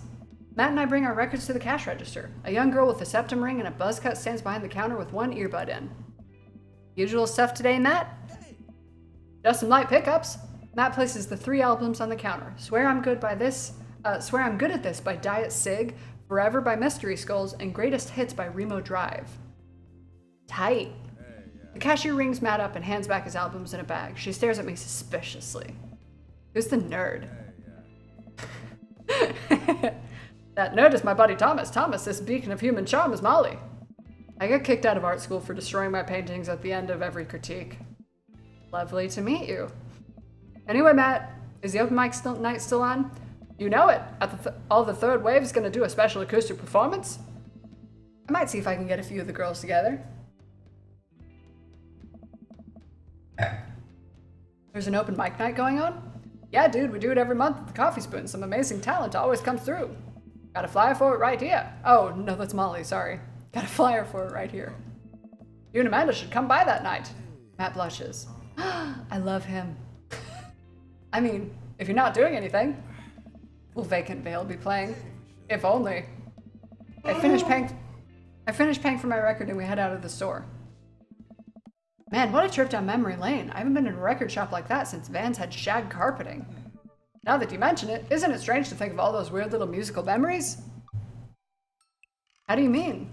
Well, I think music is a very time and place sort of thing. A song is important to me, not only in that I think it sounds good, but where I was and what I was doing when I listened to it. There's music that reminds me of exes, of struggling through school, of being so poor that I didn't know where my next meal was coming from. Is the juxtaposition of my radio announcer voice like... It's just the fact that it's like in 1950s. And now for news. All that stuff. And listening to those songs reminds me of those moments of my life. I don't know why I chose this voice for him. Yeah, now that I think of it, even the pop concert Amanda made me take her to is special to me. I mean, I'm not really a fan of the band, but hearing their songs on the radio reminds me of how young and excited Amanda was. And then that even reminds me of a younger me, going to see my favorite bands in concert with all my friends. We would always go to my friend Cynthia Chapman's house beforehand and smoke pot in her basement like we were so slick. Her parents definitely knew what we were doing. Wait, when was the last time you smoked pot? Matt stops and thinks for a moment. It's been decades. Dude, me too. Where do you even get pot now? Is that even what kids call it these days? I don't know. But I bet I could find out. Do you want to get high and listen to our new records? Yes. Oh, shit. Yes. But he's been clean for decades. Yes. Yes? Yes. Okay, is he... It's weed. It's not fucking crocodile. Okay. Okay. Which, by the way, ladies and gentlemen, go to Google, type in image search, and type in crocodile, spelled Krokidil. You'll thank me. Well, now I'm going to do that. K-I-D-I-L. Oh, no, no, no. Necrosis? I typed it in and it auto-finished with necrosis, you son of a bitch! Look at it. No, it didn't bring up image search. I'm not going to. Look at it. Baby, why would you do this to me? Gross. Oh my god! Oh my god, no! No, that's the worst thing. Gosh, and I only got a glimpse. Oh, that's awful. That's fucking horrific. Why?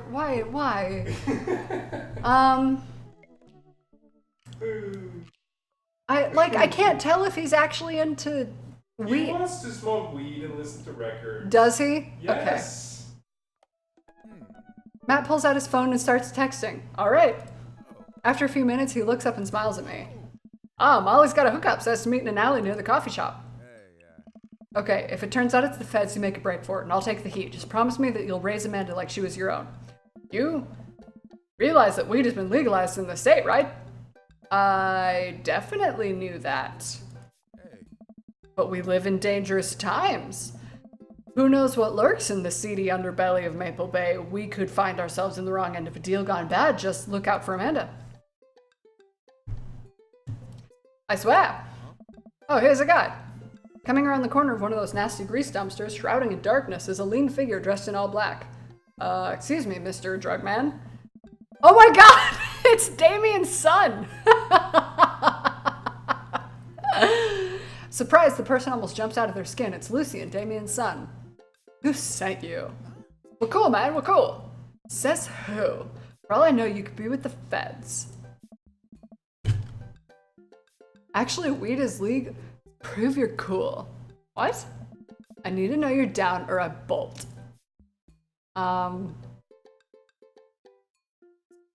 Cite mutually assured destruction. Show him you're not wearing a wire or impress him with your extensive knowledge of current drug lingo. That's a terrible idea. I could just show him I'm not wearing a wire? Like, that seems like a weird option, but it's hilarious.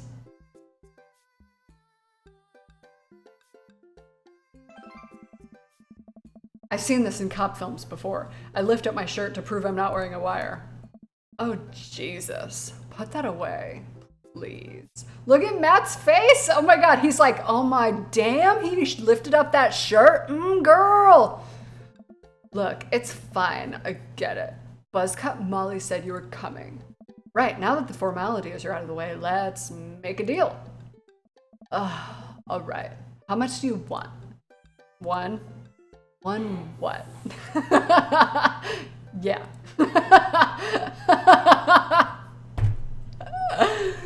He means weed, Lucian. Yeah, but how much? I like how Matt's like, one? This is awesome. Oh my god. Look, here. Take this and give me $10. Just don't tell my dad. Let's all forget this ever happened. I won't tell your dad if you don't. Lucian hands me a baggie of something and disappears down the alleyway. I open it and take a deep whiff. Smells like genuine drugs, yes sirree. That went smoothly. Yeah, we should get off of public property before we smoke this. Great idea, let's head back to my place, yeah. We're gonna get high and then we're gonna fuck. I hope we do. I told you. I hope we do. It'll be so good. It'll be like... Matt and I walk to our cul-de-sac and stop at a gas station on the way to buy rolling papers and soda. I feel like I'm 16 again. Common Seed is having a sleepover tonight, so that gives us all the time we need to do drugs. Awesome, let's do some drugs.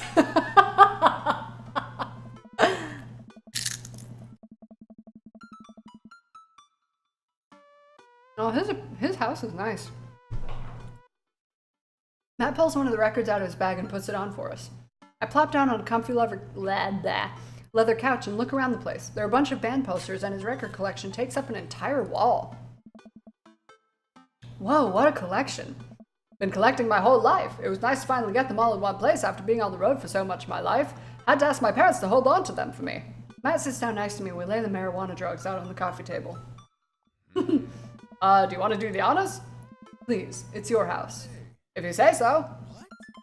Matt pulls out some rolling papers and sprinkles some of the beatnik tobacco into a piece. He starts rolling it back and forth and the paper breaks almost immediately, spilling drugs all over the couch. Never was too good at this. Matt tries again and is able to successfully roll a nice-looking weed cigarette. He hands me a lighter and the blunt, I think, and I take it. Well, let's smoke some of that gateway drug. Oh, that is so what I would say if I ever did weed. Did weed? Is that like the most indicative way of explaining how much I've never done weed? Done weed. Oh, no. I'm sorry. I'm sorry. I've disappointed everyone. Okay, let's smoke some of that. I don't know if that's what people call it. I light the joint and inhale deeply. Hey, This is I'm gonna lay down already? for a bit and It's read. 8. Oh, you're just gonna read? And then when I'm hungry, I'm gonna get up and watch the news. Still have HBO and eat. Okay.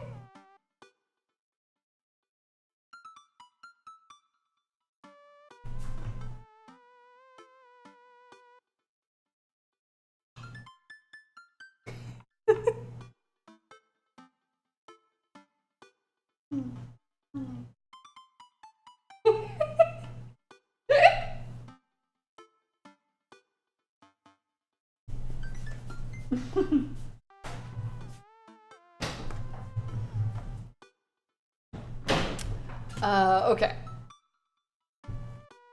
This is not what I remembered. It's been a while though. Maybe pot drugs have just gotten more potent since the last time I smoked. I passed the joint to Matt and cough a little.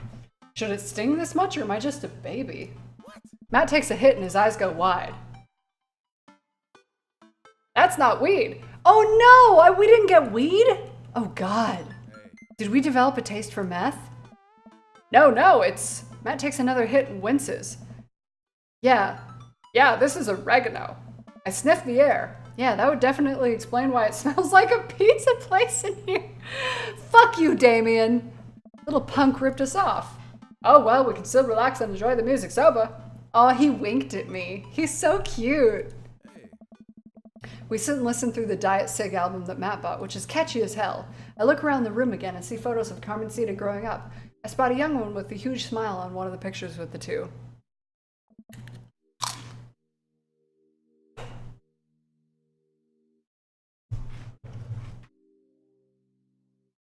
Who's that? I don't know Oh, that's Rita, or Rosa. She was Carmencita's mother. She died when Carmencita was young. I'm sorry to hear that. Amanda lost Alex at a young age, too. I can understand how hard that must have been. I look around again, spotting a framed gig poster hanging on the wall. On it, there's an illustration of Matt and Rosa surrounded by flowers. The cursive lettering reads, "Stillness the Dancing."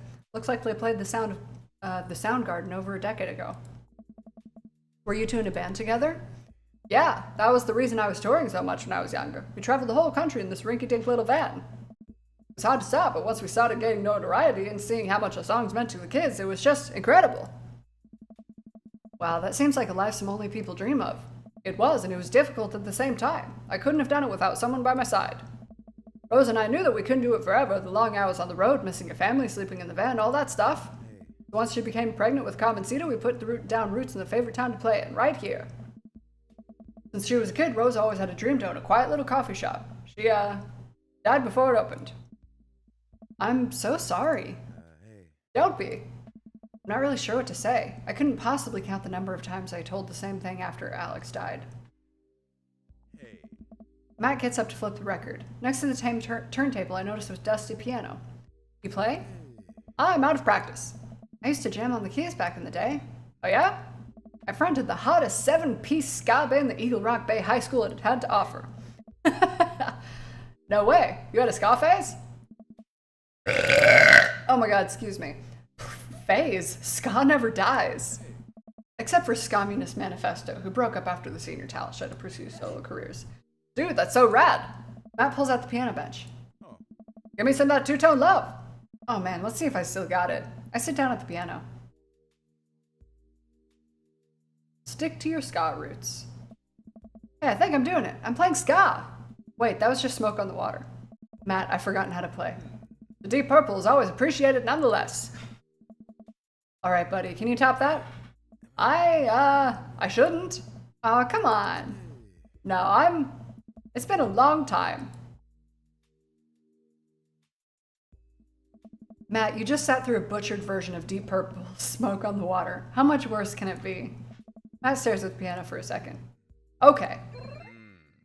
Hearts and dick emojis?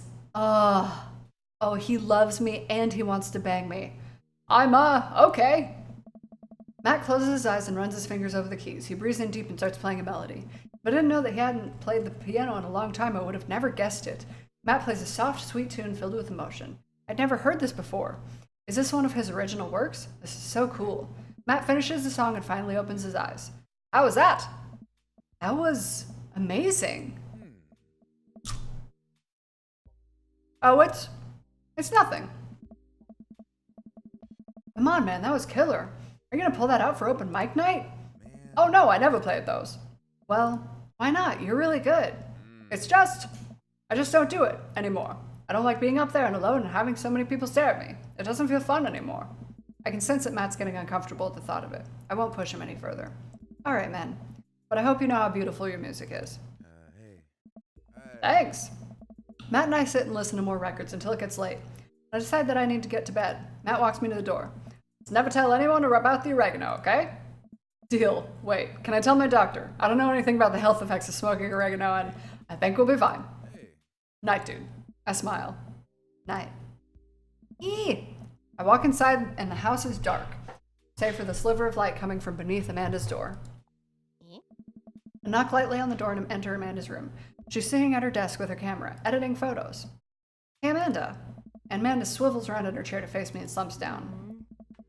It smells like a pizza parlor in here. What? Nothing. So, what's up? Dad, I'm hungry. Whoa. Wait, no. Hi, hungry. No! I'm Dad! Amanda collapses on the floor. I promised myself I'd never let it come to this. Sorry, kiddo. You set it up, I spike it down. You're a monster! Want some spaghetti? Yes, please. This is great.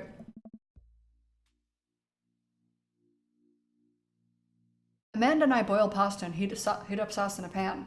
Well, I boil pasta and heat up sauce while Amanda watches. Despite my best efforts, I'm not able to set it on fire. How is record collecting? It was great. Did you know that Matt used to play in a band? No way, was he good? I don't know if the band was good, but he played some piano for me tonight and it was amazing. He played piano for you? Dude. Yeah, I brought up that he should play at open mic night that's happening at his coffee shop, but he got kind of weird about it. Yeah, I saw a flyer for that. We should go. It's not too late to start a father-daughter punk band and play a couple of tunes there. Yeah, let me break out my clock and spiel. I think I only know hot cross buns, but we can work off the chord progression. Amanda and I have a nice dinner before she goes back to her room to do photography stuff. I end up watching True Life. I'm a house hunter. We're staging an intervention for the house hunter, who is crying uncontrollably over the color of the walls. They know they can paint the walls of their house any color they want, right? Matt's song is stuck in my head all night. Oh, dude, that's romantic as fuck. Use your hips when throwing. Dad tip number 19. Date complete. How'd it go?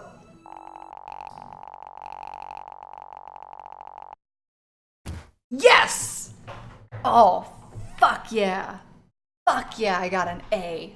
That's 2 out of 3 dates, girl. I love you, Matt. Beautiful. I don't know if it's possible to love a man nor.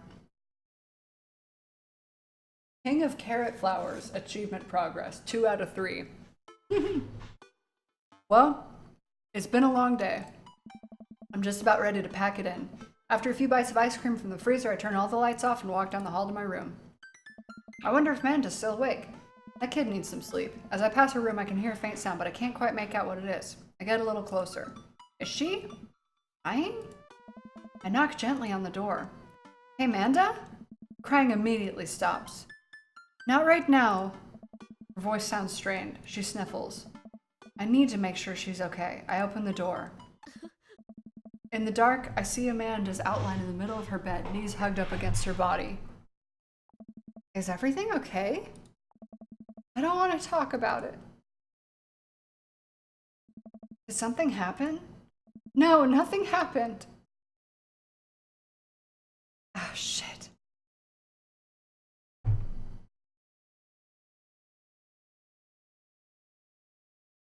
I want to help her, but she doesn't want to talk about it.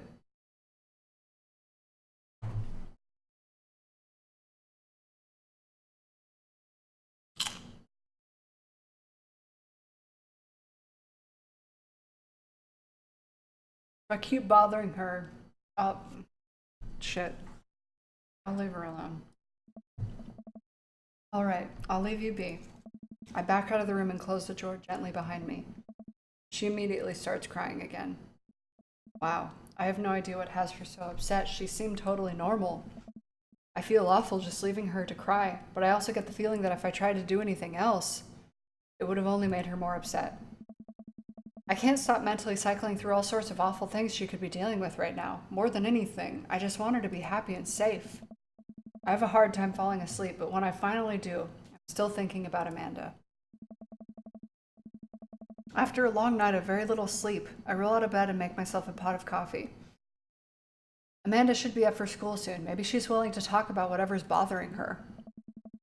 About 10 minutes before she's supposed to leave, Amanda comes out of her room and makes a beeline for the freezer. Morning, Amanda.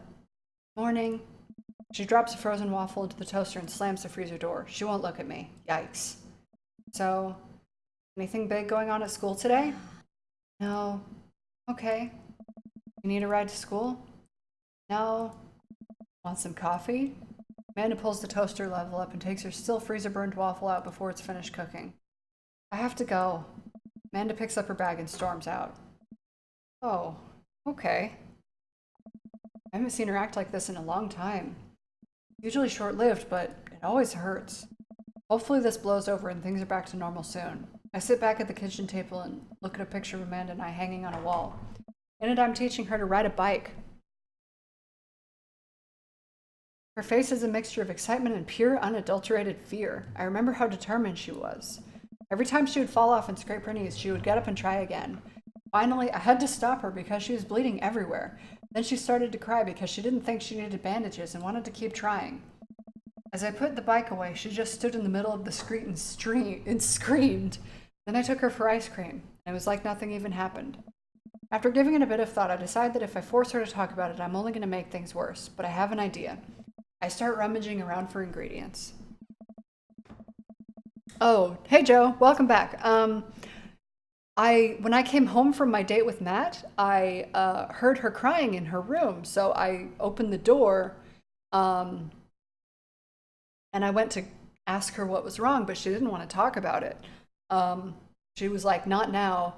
And I asked her one more time, did something happen? And she was like, I don't want to talk about it.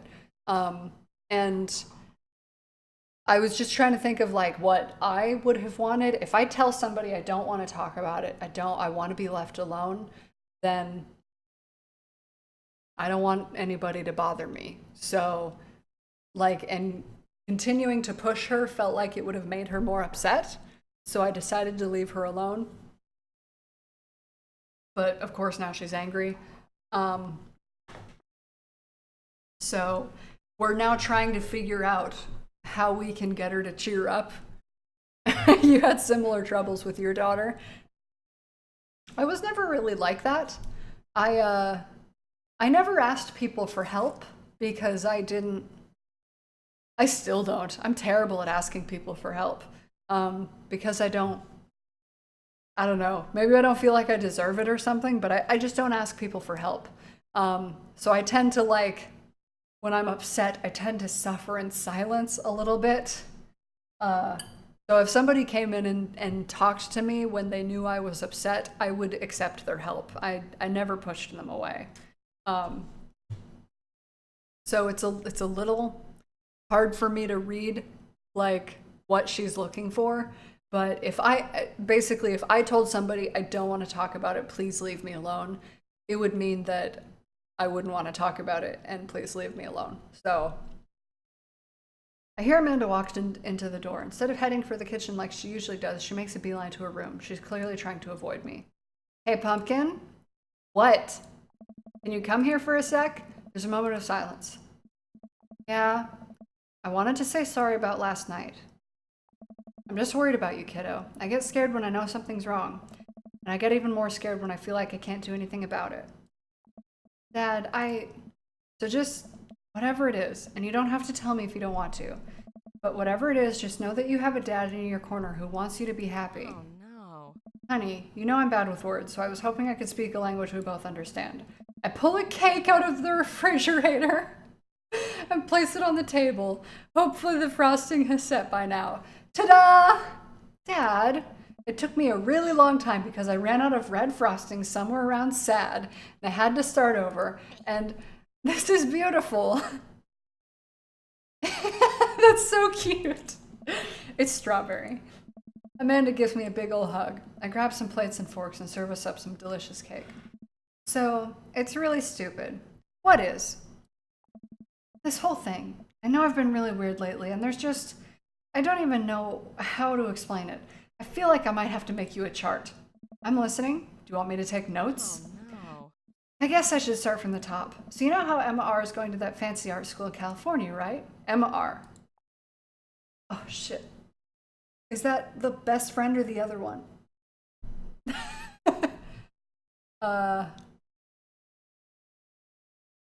That's Amanda.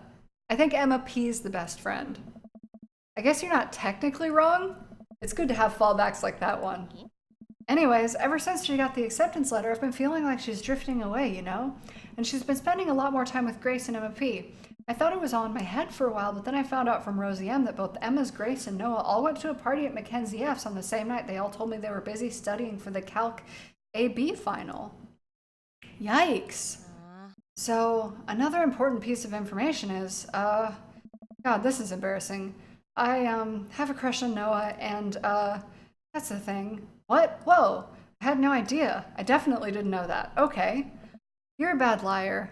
So were you. I learned from the worst. Anyway, so the only person I told about the crush was Emma R, and she promised not to tell anybody. I didn't confront them about the party thing because I didn't want to start drama, so I just kept quiet and kept going about my business. Amanda sighs. And then one day I invite everybody out to go get nachos at the mall, and after not texting me back for like 2 hours, Even though none of them ever put their phones down for more than like 60 seconds, they all say they're busy like simultaneously. So I tell them, never mind, I'll just eat nachos at home, right? But we were out of chips and I really wanted nachos. Totally understandable. So go to the mall anyway. I get to the food court, and who do I see there but Grace, Emma P, Emma R, and Noah, all hanging out together and eating nachos without me. What? It gets better. I'm standing by the escalators watching them, and I realize that Noah has his arm around Emma R, which is kind of weird, right? But then they kiss. No. Yes, I know. So I storm over there, and I'm like, hey! And Grace drops a nacho in her shirt, because of course she does, and Emma R just like glares at me. Grace. Nothing is coming up. I don't know who that is. Grace is the... boring or gossipy? We could call her boring. Well, yeah, but that's not the important part. Grace is the one nobody really likes, or I guess that's me now. But anyway, nobody will say anything, and I'm just like, you guys suck. Which I realize is not the most eloquent thing to say, but I was very angry and really embarrassed, and I just wanted to get out of there. So I left, without nachos, might I add, which only further contributed to this shitty day, and immediately drafted a super long text to the group chat asking them why they'd been so weird. And I wrote another one to Emma R, asking how long the Noah's thing's been going on, and sorry, I know that's a lot. You still following? I know exactly what's happening. What did Emma R say? Ooh, okay, get a load of this. Emma R says, you know what, let me just read it to you. Amanda pulls out her phone and reads, word for word, an arduously long string of text messages. Can you believe that? I care so much about Amanda's social life and mental well-being, but man, I do not understand what she's talking about. This is all beyond me, but I'm trying my hardest to be supportive. Oh. They were dating in secret for like months. So I told her that she's being a really terrible friend, and she's like, well, if you think I'm so terrible, then just stop being my friend. And I was like, okay. And then she left me on read, and then, wait, left me on read? What's that? Oh, like, she saw my message and didn't reply. And I know that because there are red receipts. Oh, okay. I didn't know what red receipts are, but I'm just gonna nod and pretend I understand. Gotcha. So while this is all happening, I'm talking to Emma P about how mad I am because at least she's being kind of reasonable. I'm venting to her about how pissed I am at everybody and stuff, and then out of nowhere, Noah texts me and is like, how could you say that about me? And I'm like, say what about you? And he tells me that Emma P sent screenshots of everything I told her to the group chat that I got kicked out of. All right, I think you lost me at screenshots, but that definitely sounds bad. Holy shit, this is a story. There's so much more, but honestly, it's all just really stupid teenager stuff. The bottom line is that everybody dropped me, half of my grade hates me, and now I have no friends. Amanda, I'm so sorry. I almost expected it from everybody else, but Emma R's been there since Mom died. I can't believe she would just stab me in the back like that. I'm not even that mad that she's dating Noah. I'm just upset that she lied to me about it for so long. Amanda stabs at the remnants of her cake. Okay, I take it back. I'm kind of mad she's dating Noah. Like, what did I do wrong? Why did everyone just decide I'm not cool anymore? Why wasn't I enough? I don't understand. And as mad as I am at everybody, like, I miss them, Dad. Oh, God. Who is still here? Okay, Joe's gone.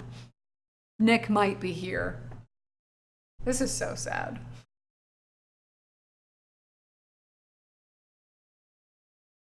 Well, nobody's here, but I'll talk about it anyways.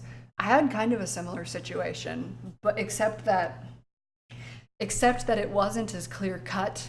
There was one girl in our group of friends who I was very good friends with. I considered her my best friend for a while. Who, and this is an important thing about me, just like a basic part of my personality. I'm very empathetic. I care a lot about other people, but that doesn't mean that I have like a really good sense of how to be thoughtful. Like, I'm in the realm of thoughtfulness, I'm pretty low. I'm quite thoughtless, and I don't mean to be. It's just not something that comes naturally to me to like think to reach out to people when they're having a hard time, or like try and do all these things for other people, because it's just hard to remember, since it's not in my nature. And again, going back to what I said before, it's also not in my nature to ask for help, or really expect anything. I don't realistically, I don't think people like me that much, which is probably super sad. But I don't. Sometimes I have trouble understanding why people might like me, so I just as a baseline think that people don't, unless if they're very clear with the fact that they like me. So point being, I tend to be thoughtless, and to some people that looks like I'm being rude, and that looks like I'm not being a good friend. And that's not what I'm about. It's simply something that is very hard for me to like formulate in my mind. It's not second nature for me to be thoughtful. And I wish I wasn't like that, and I try not to be. But I was in high school. Like, I was a kid. It was my formative years. And so this one girl in our group, I guess, just got really sick and tired of the fact that I was kind of thoughtless. And yes, I was. I won't dispute that. But instead of, I don't know, fucking talking to me about it, she just cut me off completely. She like never talked to me again. If she saw me in the hallway, she would sort of glance at me and then look away. And it got to the point where, because she was one portion of this large group of friends that I cared about a lot. And I ended up being like excluded from the prom group that they all went together with in high school during our senior year, because she was a part of that prom group. And everybody else was fine with me going. But because she didn't like me anymore, and she was kind of scary and maybe a little weirdly violent sometimes, people just didn't want to fight with her. So I was never asked to be a part of the group. And so I went to prom not in a group of people. I just went with a guy who didn't even go to the school, who I wasn't dating, because nobody liked me. Anyways, I was so in her shoes that I know exactly how she feels, and it sucks so bad, especially at that age, when your friends at school are all you have, and it's so hard to look forward and think, oh, things will change and things will be different, and very likely things will get better. That's a really hard thing to go through. Like, high school sucked. I would never want to do it again. It sucked. Anyways, back to her story.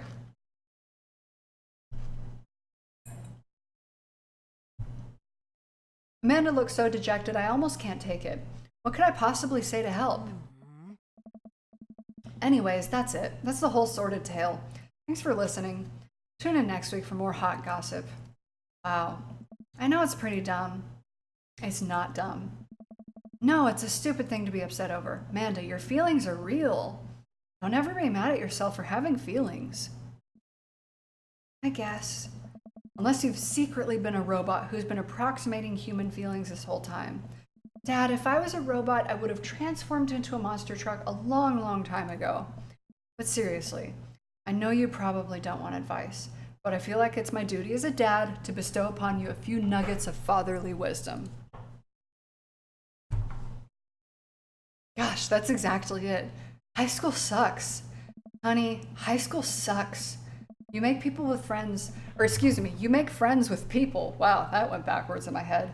Just because they're there. When you're still living in your hometown, there's a pretty small pool of people to choose from. But once you go to college, and once you get out into the real world, you're going to be exposed to all sorts of people. And it's gonna be easier to make friends with people who really get you. And that is so fucking true. That's such an important message for people to get. Some of those friendships can last a lifetime. I mean, look at me and Craig. And some of them only last a little while, and that's okay too. You're gonna make so many new awesome friends at art school. Ultimately, I think this says way more about their character than it does about yours, because you're amazing. And if they can't see that, well, that's their problem. I'll keep that in mind. I looked down at the table. Did we just eat that whole cake? Yes, we did just eat that whole cake. Well, good talk. Amanda gets up to go to her room. Before she closes her door, she turns around. Hey, Pops? Yes. Thank you. You were always welcome. Love you, Amanda. Love you too, Dad. Love you too, Dad. Nothing can beat reading in print, dad tip number 17. I agree.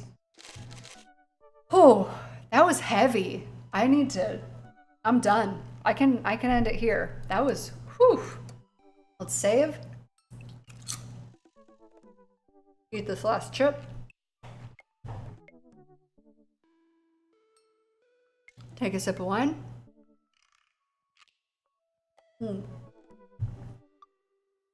All right. I don't think anybody's left anymore, but for those of you who did join, and for anybody who might have watched this on YouTube, thank you. I love you. You're great. Your support is wonderful. It makes me feel so good inside. And this game is so much fun. I'm really enjoying it. I think I'm just gonna do like one round, like on stream. I'll do one round. I'm probably gonna do it with Matt. Like, Matt's my favorite dad by far. I love him. So I really want to finish dating him. And once I've done that, then I'm probably done streaming it and I'm just gonna play it on my own because I do want to go through all the stories. And if I did that on stream, it would take fucking forever. And there's other games I want to get to. So we'll probably date around a little bit just to get to know people a little bit more. Joseph's a really interesting story. I might take Damien on a date. I definitely want to take Robert on another date, but Matt's my boy. Matt is my boy. So we'll see how that goes. But yeah, I'm going to go ahead and end it here.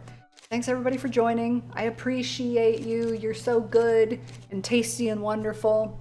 I'll see you guys the next time I stream. Bye. Goodbye. Goodbye. Goodbye.